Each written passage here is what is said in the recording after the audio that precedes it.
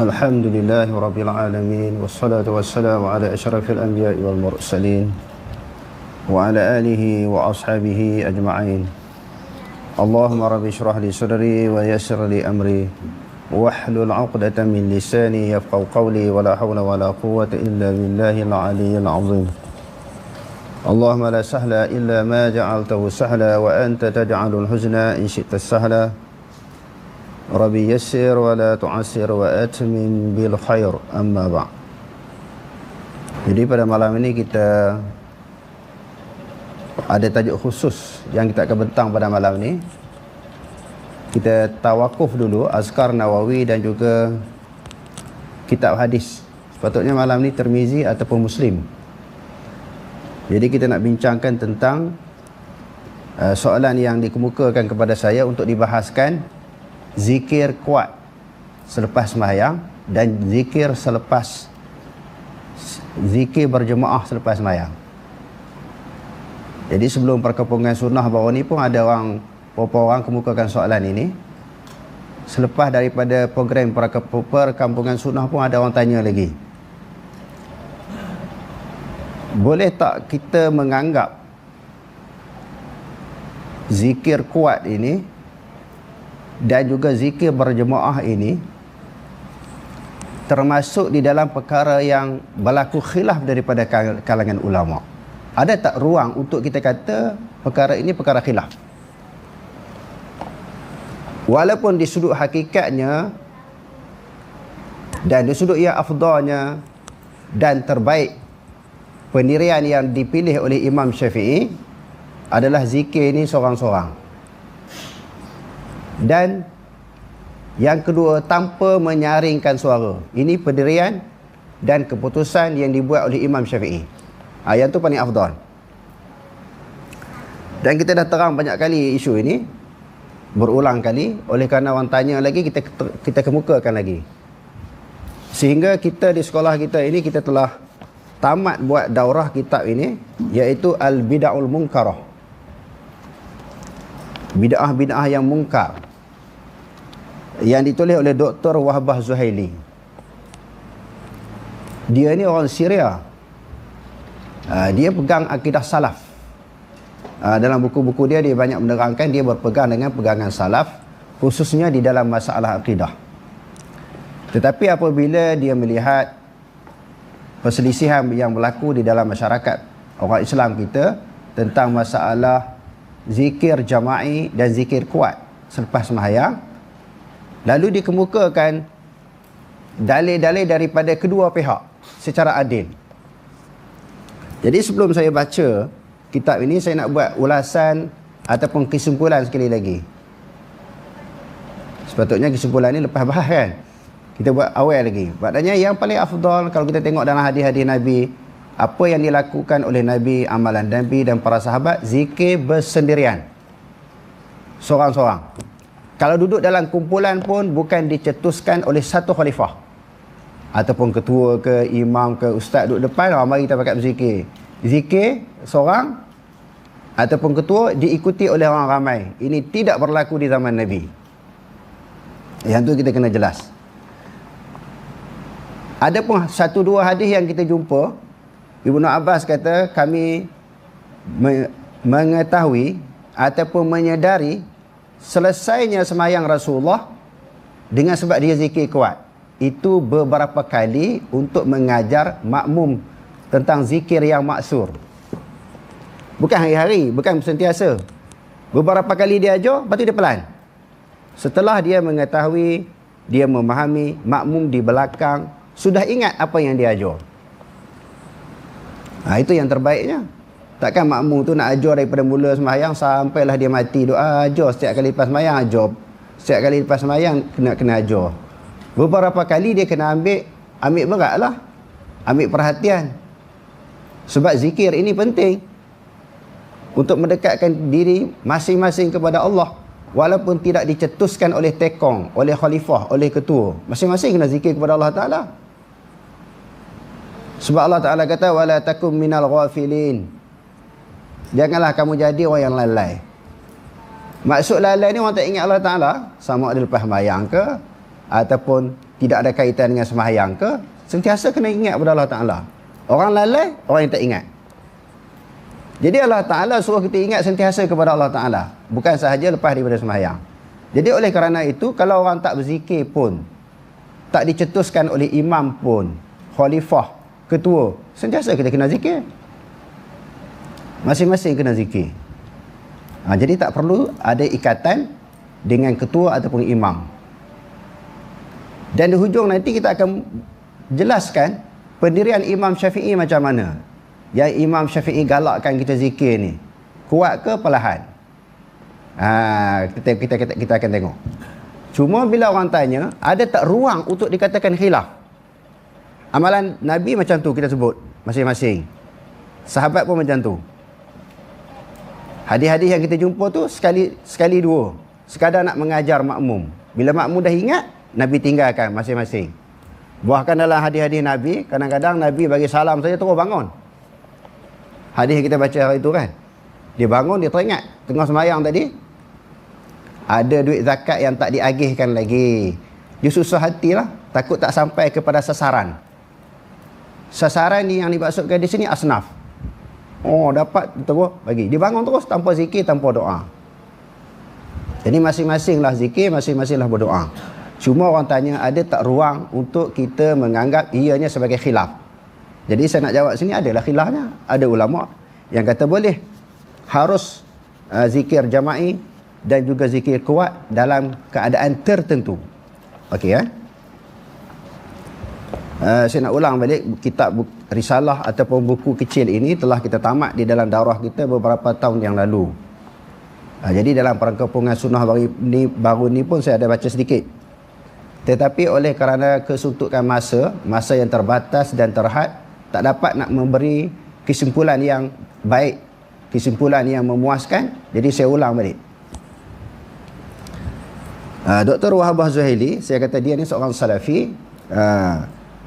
Dia bermazhab Maliki, tetapi dia alim semua mazhab lah. Tapi mazhab yang dia pegang adalah Malik.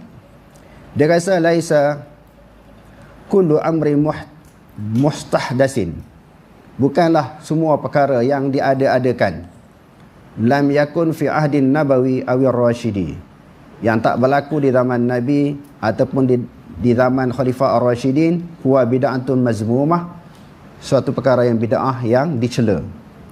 Faqad yaf'alul muslimu syai'an yatalaqi ma'a usuli syariah.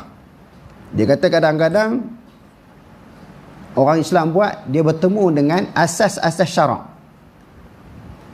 Dalil yang sarih daripada Quran dan hadis tak ada, tapi asas-asas syarak tu ada. Sebab asas-asas hukum, fa in tanaza'tum fi syai'in farudduhu ila Allah wa Rasul. Jika kamu berbeza pendapat antara satu sama lain, kembali kepada Allah, kembali kepada Rasul. Quran ni jelas, dalil Quran. Contohnya makan babi kan, babi, bangkai, darah, sesuatu yang disembelih bukan menyebut nama Allah. Hurrimat alaikumul maitatu waddamu walahmul khinzir wa ma uhilla li ghairillahi bih. Ini jelas. Empat perkara ni haram, jelas sebut dalam Quran. Arak haram, judi haram, jelas. Jelas dalam Quran, dalam hadis. Kadang-kadang sesuatu hukum tu tak jelas, tetapi dia ada isyarat.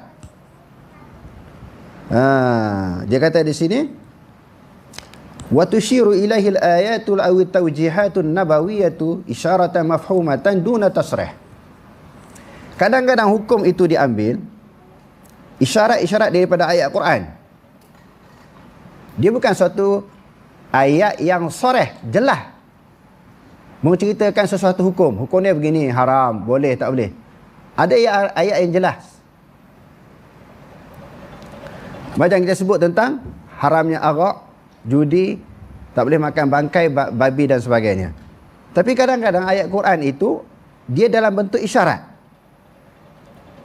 Dan juga petunjuk daripada Nabi SAW sebagai suatu isyarat mafhumatan yang difahami duna tasrih, suatu isyarat yang dapat difaham daripada hadis tersebut tetapi tidak jelas.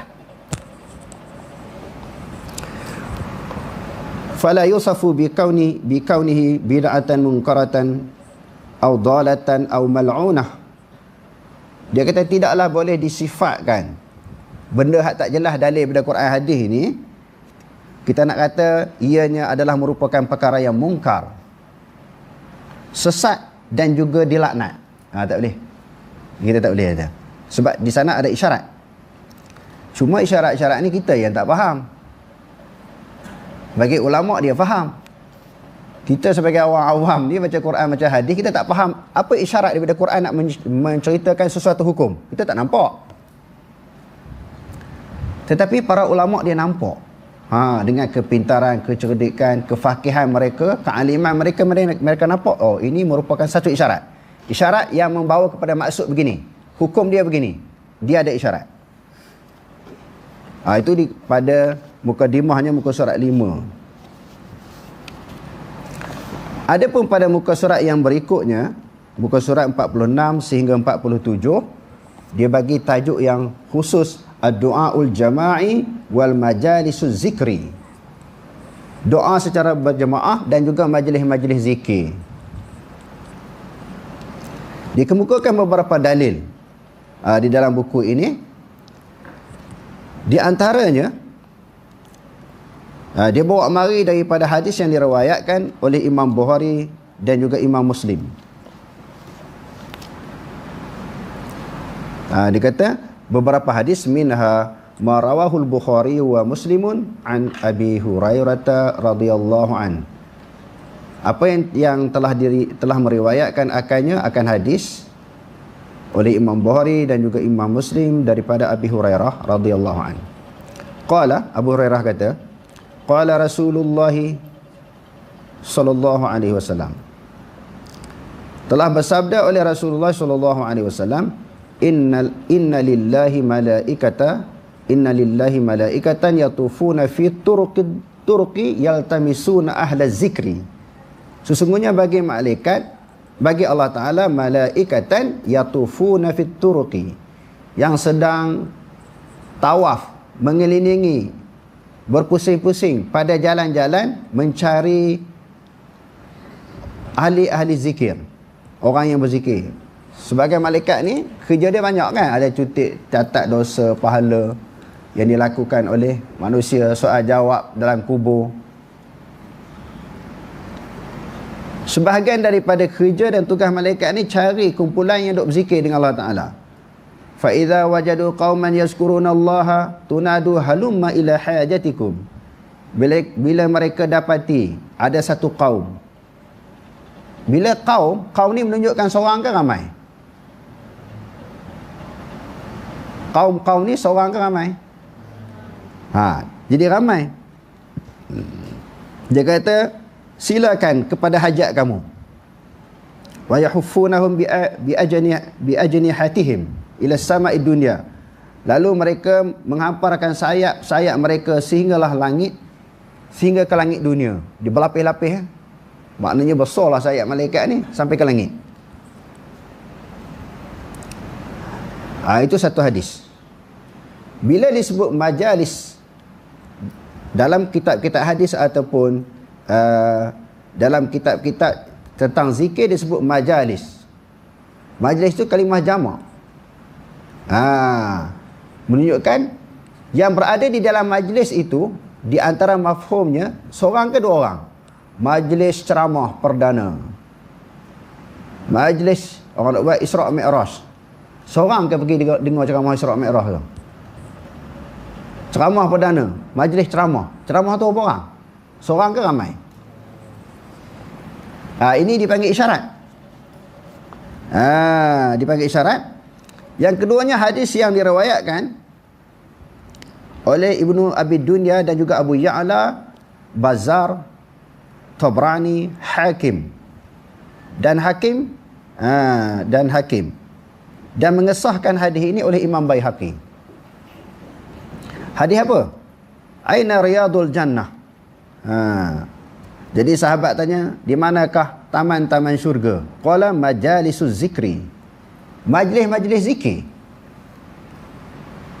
Tadi bila kita sebut majlis, maknanya orang yang berada dalam majlis itu ramai ke tidak? Ramai tu dipanggil jama'i.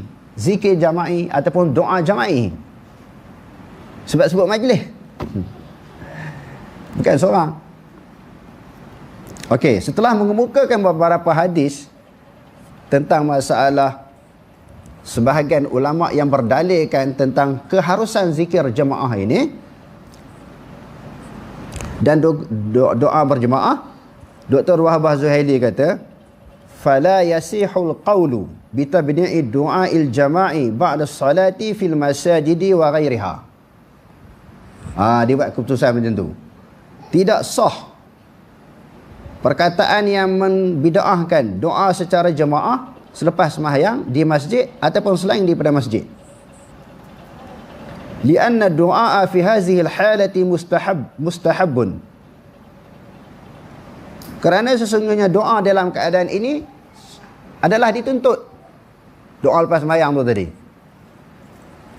Jadi dia kata zikir jama'i ini selepas sembahyang tak sah, tak boleh, tak harus nak dikatakan sebagai ianya adalah perbuatan bid'ah. Sebab apa tadi? Ada isyarat. Walaupun tidak jelas daripada dalil Quran hadis, tetapi ada isyarat.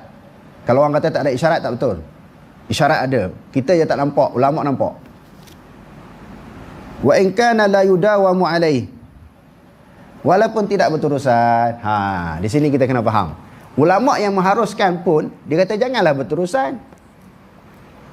Kita ini kata harus, tetapi kita buat setiap kali lepas sembahyang.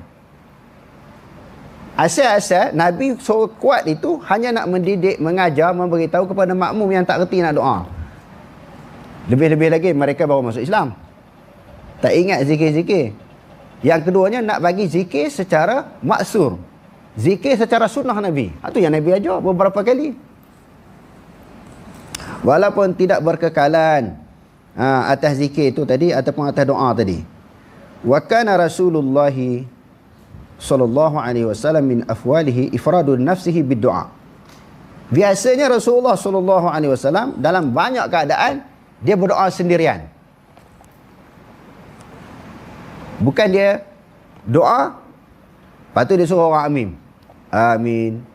Dia zikir, orang pun ikut dia zikir tak. Cuma yang kita sebutkan tadi, ada satu dua hadis yang Rasulullah sama ada zikir kuat. Zikir kuat pun ada. Tu yang sahabat dengar tu. Di antara zikir Rasulullah pas sembahyang, Allahumma a'inni ala zikrika wa syukrika wa husni ibadati. Macam mana orang tahu ini zikir Rasulullah? Sebab dia kuat. Beberapa kali. Dan kita baca dalam hadis, yang ini pun telah berlalu di dalam pengajian-pengajian kita. Ada juga ketika semayang sir, seperti semayang Zuhur dan Asar, Rasulullah baca kuat. Dia nak beritahu apa ayat yang sesuai, yang menjadi sunnah untuk dibaca ketika siang hari. Kan kita dah baca kan, Quran keseluruhannya itu dia ada tiga pembahagian yang dikemukakan oleh para ulama. Tiwalul mufassal, awsatul mufassal, qisarul mufassal. Panjang secara berpisah, pertengahan secara berpisah, dan juga pendek secara berpisah ataupun bercerai. Semayang Zuhur, semayang Asar, apa sunnahnya? Ayat apa yang sunnah kita dibaca? Rasulullah baca kuat. Sekali dua. Sedangkan semayang sir, semayang Zuhur, semayang Asar, semayang sir, Rasulullah peringkat mulanya dia baca kuat. Dia nak bagi tahu kepada makmum belakang. Ni surah ni. Surah Zuhur, apa surahnya? Asar, apa surahnya? Sebab itu kita jumpalah hadis-hadis yang Rasulullah pernah baca kuat. Tadi maknanya lepas semayang beberapa kali. Dan yang ni pula bacaan dalam semayang, supaya sahabat tahu. Dia kata di sini, wa kana Rasulullah sallallahu alaihi wasallam min ahwalihi ifradun nafsihi bid-du'a. Ifradan nafsihi bid-du'a'i dunal hadirina. Biasanya dia sendirian, tidak melibatkan orang ramai, walaupun duduk di dalam satu majlis. Tadi kita dah sebut, maknanya masing-masing, walaupun duduk ramai-ramai ni masing-masing doa, masing-masing zikir. Walaupun duduk ramai, duduk berjemaah, bukan dicetuskan oleh suatu imam, suatu ketua, satu tekong, satu khalifah. Biasa macam tu. Wa dzalika ta'limu li sighati du'ai al-ma'suri anhu. Supaya dia nak ajar doa yang maksur macam ni. Nak ajar macam mana kalau pelan. Sebab tu dia baca kuat. Dia kata wajara al-amalu bainal mutaakhirin bi istima'i ala doa. Lalu golongan mutaakhir ini, orang pun dengan perbuatan Rasulullah buat sekali dua tu, golongan mutaakhir ini dibuatlah berterusan doa ni secara jama'i. Macam isu kunut lah. Rasulullah buat sekali beberapa kali je, sebulan je. Tetapi sebahagian ulama mengekalkan kunut berterusan lah. Setiap kali selepas subuh ada kunut dalam mazhab Syafi'i. Kalau ikut-ikut hadisnya, beberapa kali sahaja Rasulullah buat kunut. Itu pun sebulan sahaja, melibatkan semua waktu sembahyang. Bukan yang subuh je. Tapi sebahagian ulama, antaranya Imam Syafi'i kita, daripada beberapa kali perbuatan Rasulullah tentang kunut, lalu diteruskanlah. Dan dianggap kunut subuh ini sunat muakkad. Kalau tertinggal ataupun ditinggalkan dengan sengaja, sunat sujud sawi. Itu asas yang diambil oleh ulama. Nabi pernah buat beberapa kali, walaupun tidak secara berterusan. Wa adal Qarafi fi dzalika minal bid'il makruhah ala mazhabi Malik. Imam Qarafi kata doa ramai-ramai ni adalah bid'ah yang makruh, elok tak buat. Imam Qarafi ni ulama besar di dalam mazhab Maliki. Dia kata makruh. Bukan dia seorang, ramai lagi kata makruh. Sebab asal-asalnya zikir ni masing-masing, doa pun masing-masing.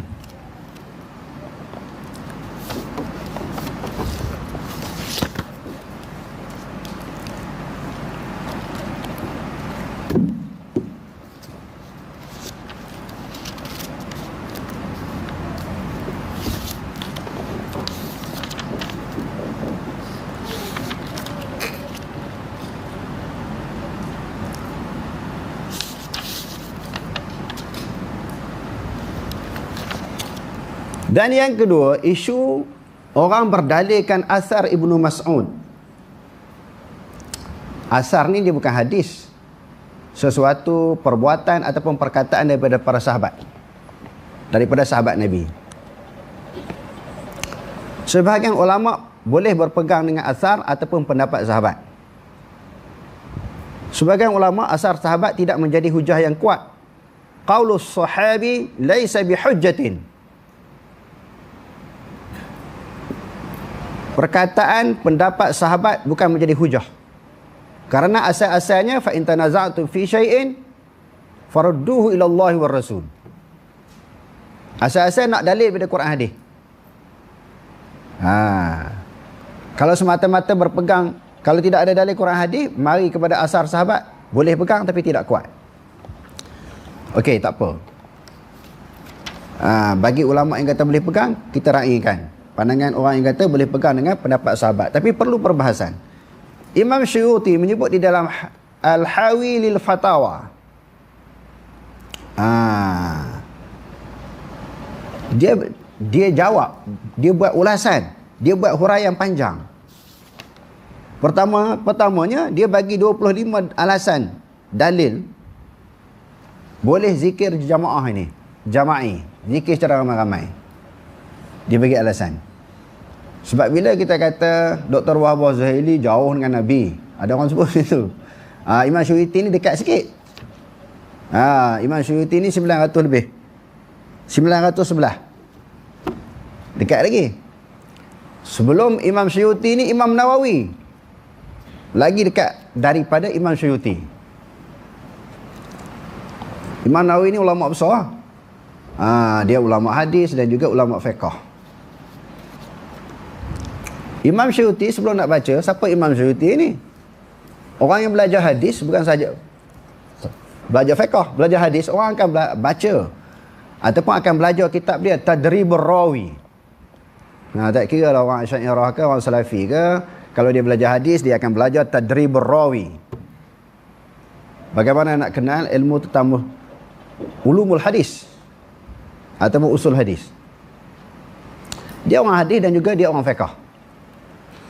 Jadi Imam Suyuti dia bahas tentang asar Ibnu Mas'ud. Sebahagian orang ataupun pendapat yang mengatakan makruh zikir jama'i ini kerana berdalilkan kepada asar Ibnu Mas'ud. Lalu Imam Suyuti sebut, fa in qulta faqad nuqila an Ibni Mas'udin annahu ra'a qauman yuhalliluna bi raf'i as-sauti bi fil masjid. Kalkan daripada Ibnu Mas'ud, dia melihat Ibnu Mas'ud ni melihat orang duk bertahlil dalam masjid. Bertahlil, berimpun dan bertahlil, yuhalliluna bi raf'i as-sauti fil masjid. Bertahlil, tahlil ni apa? La ilaha illallah. Duk tahlil dalam masjid dengan meninggikan suara. Faqala ma arakum illa dia kata ma arakum illa al-mubtadi'ina hatta akhrajahum minal masjid. Aku tidaklah melihat kamu melainkan semua buat kerja bid'ah semua ni. Ibnu Mas'ud kata aku tak nampak melainkan kerja bid'ah yang kamu buat semua ni. Duk zikir ramai-ramai ni. Dalam riwayat yang lain ada seorang ketua dia sebut bertasbihlah kepada Allah 100 kali, orang pun bertasbih. Bertahmidlah kepada Allah 100 kali, orang pun bertahmid. Ada seorang ketua dalam masjid itu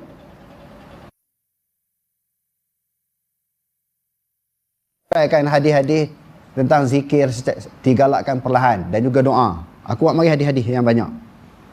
Carilah di sana, dia kata. Jangan malas nak membaca. Suruh baca malas. Suruh mengaji tak mau. Kena mengaji. Jangan malas membaca. Ada orang sebut kan. Baca malas, mengaji tak mau, dia kata. Jadi kena rajin baca, kena rajin mengaji. Siapa kata tu? Imam mana? Ulama mana? Dia bagi suruh mengaji, suruh membaca. Dia kata warawat Tirmizi an Abi Umamah qala qila li Rasulillah sallallahu alaihi wasallam ayu du'ai asma ay aqrab. Apakah doa yang paling didengari oleh Allah, yang paling hampir aqrabu ilal ijabah, yang paling hampir untuk dimustajabkan? Qala jawfal laili wa dubur salawati, iaitu doa di tengah malam dan doa selepas sembahyang. Dubur salatil maktubat. Warawa Syekhani an Abi Musa qala kunna ma'an Nabi sallallahu alaihi wasallam fakunna idza ashrafna ala wadin halalna wa kabbarna wartafa'at aswatuna faqala Nabi sallallahu alaihi wasallam ya ayuhan nas irba'u ala anfusikum fa innakum la tad'una asamma wala ghaiba innahu hakimun sami'un qaribun. Kami ni bila berjalan di lereng bukit, di lembah-lembah, kami pun bertakbir. Kami pun berzikir kepada Allah Ta'ala dengan suara yang kuat. Rasulullah kata, wahai manusia, perlahanlah atas diri kamu. Sesungguhnya kamu panggil, kamu doa bukanlah yang pekak, bukanlah yang ghaib. Siapa yang bukan pekak? Allah Ta'ala bukan pekak. Bukan dia ghaib, sentiasa hadir, tak perlu kuat. Maka daripada hadis ini, Rasulullah ajar jangan zikir kuat, jangan doa kuat. Jangan doa kuat. Ihtajja bihi Baihaqi wa ghairuhu lil israri bizikri wad du'ai. Jadi daripada doa tadi Imam Baihaqi dan selain daripadanya. Imam Baihaqi ni mazhab apa? Mazhab Syafi'i juga. Daripada hadis tadi Imam Baihaqi dan selain daripada Imam Baihaqi berhujah perlahannya zikir dan juga doa. Wa qala Syafi'i fil ni Imam Syafi'i lah pula. Kitab ni memang kitab mazhab Syafi'i dah. Dan dia menakalkan pendapat Imam Baihaqi mazhab Syafi'i juga. Imam Syafi'i sendiri pula. Imam Syafi'i kata apa? Wa qala Syafi'i fil aqtaru lil imami wal ma'mumi an yadhkurallah ta'ala ba'da salami minas salati yakhfiyani dhikra illa an yakuna imaman. Dia kata, Imam Syafi'i kata, bagi makmum, aku memilih bagi makmum dan imam dan juga makmum supaya mereka berdua an yazkura, supaya mereka berdua berzikir kepada Allah Ta'ala selepas salam itu daripada sembahyang secara perlahan. Illa an yakuna imaman yuridu an yuta'allama minhu, kecuali imam yang nak dipelajari daripadanya. Nak dipelajari maksudnya orang yang baru nak belajar sembahyang, baru nak berjemaah, baru nak kenal masjid, baru nak kenal surau. Ajarlah sekali dua kuat. Dia kata macam tu. Fayajharu, maka dia bolehlah kuat. Dia kuat atas tujuan, atas maksud, atas niat nak ajar orang yang baru nak belajar tentang zikir. Yara anhul qad tu'il lima, dia baca dengan majhul. Dia kata al-bina lil majhul. Maknanya dalam syarah tu pun dia kata dibaca dengan majhul. Apabila dipelajari daripadanya, summa yusiru, kemudian perlahan pula. Dia rasa ajarlah 3-4 hari, seminggu, 2 minggu, sebulan lah kita kata zikir kuat ni. Dia rasa makmum ni dah ingat, bukannya benar sangat. Bukan 2-3 bulan, 2-3 tahun nak kuat je. Makmum ni taklah begitu benar. Ataupun sekarang ni orang dah ada risalah kan, zikir pahmayang orang bagi kepada makmum. Di sekolah kita pun banyak. Dan sekolah kita semenjak ditubuhkan sekolah ini, kita buat cara Nabi buat di zaman Nabi. Zikir masing-masing, doa masing-masing, dan tak kuat. Semua orang kena ingat kepada Allah Ta'ala. Jangan jadi wala takun minal ghafilin, jangan jadi orang yang lalai. Semua orang kita kena didik, semua kena ingat Allah Ta'ala. Yang kedua, doa. Semua orang ada hajat dengan Allah Ta'ala, dan hajat manusia ni tak sama antara seorang dengan orang-orang lain. Imam dia doa lain, dia ada hajat lain, dia doa lah untuk keperluan dia, untuk hajat dia. Makmum pula ada hajat masing-masing. Maka doa masing-masing. Apabila dah diajar, maka diperlahankan. Summa yusiru fa inna Allah Ta'ala yaqulu wa la tajhar bis salatika wa la tukhafit biha. Janganlah kuat dengan sembahyang kau, yakni dengan doa kau, dan janganlah terlalu perlahan. Yakni wallahu a'lamu du'a, Allah Ta'ala mengetahui akan doa. Wala tarjhar hatta tusmi'a ghairak, janganlah kuat sangat sehingga dengar orang lain dengar, sehingga kau memperdengarkan orang lain. Bila memperdengarkan orang lain, ganggu orang lah. Kita duk zikir kuat-kuat, doa kuat-kuat, orang tengah sembahyang ke, tengah zikir ke, tengah baca Quran ke, orang masbuk ke, orang sembahyang jamak ke, memang ganggu. Dia kata janganlah kuat sehingga memperdengarkan orang lain. Wala tukhafit hatta la tasma'u nafsuk, jangan pelan sangat sehingga diri sendiri kamu pun tak dengar. Jangan terlalu pelan sehingga diri sendiri pun tak dengar.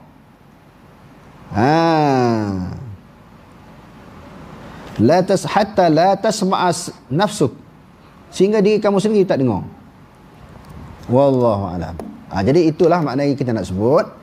Yang pertama, ada tak ruang untuk dianggap khilaf? Ada ruang. Dan ulama yang mengatakan harus pun, dia kata jangan berkekalan, jangan berterusan zikir kuat, doa kuat. Itu kesimpulan yang dibuat oleh para ulama. Dan yang kedua, yang paling baik apa yang dibuat oleh Nabi. Hak tu yang amalan Nabi ni ori. Saya buat contoh dalam perkampungan sunnah baru ni. Kalau di Pakistan, India, dia ada satu istilah dipanggil duk pati. Duk pati ni maknanya susu, teh susu tanpa air. Semua satu botol susu. Duk pati. Yang keduanya dipanggil syai. Syai ini teh susu tapi campur air. Maknanya tak ori lah. Tak ori. Yang orinya apa yang dibuat oleh Nabi dan para sahabat. Hak tu ori, hak tu duk pati. Hak ujung-ujung ni dah tambah. Kalau diberi pilihan, kalau bab minum sekalipun, apatah lagi bab agama, orang hidangkan 2 minuman, duk parti dengan syai, kita nak pilih yang mana? Sudah tentu duk parti. Ori, hak ni dah campur air. Syai ni, teh susu dah campur air. Berapa peratus je susu yang dimasukkan? Kalau duk parti ni 100% susu. Bab dunia, bab minuman, makanan pun orang nak pilih hak sedap. Bab amalan mesti pilih yang paling sahih, yang paling kuat, yang paling jelas. Jadi, yang sahih, yang kuat, yang jelas, zikir secara masing-masing, doa pun sama, secara perlahan, sekadar untuk didengari oleh telinga kita. Bukan nak bagi orang dengar kita punya doa dengan zikir ini, untuk dengar kita, dan kita nak sebagai pemberitahuan kepada Allah, sebagai munajat, sebagai permohonan, permintaan kita kepada Allah Ta'ala. Allah Ta'ala dengar walaupun perlahan. Wallahu alam.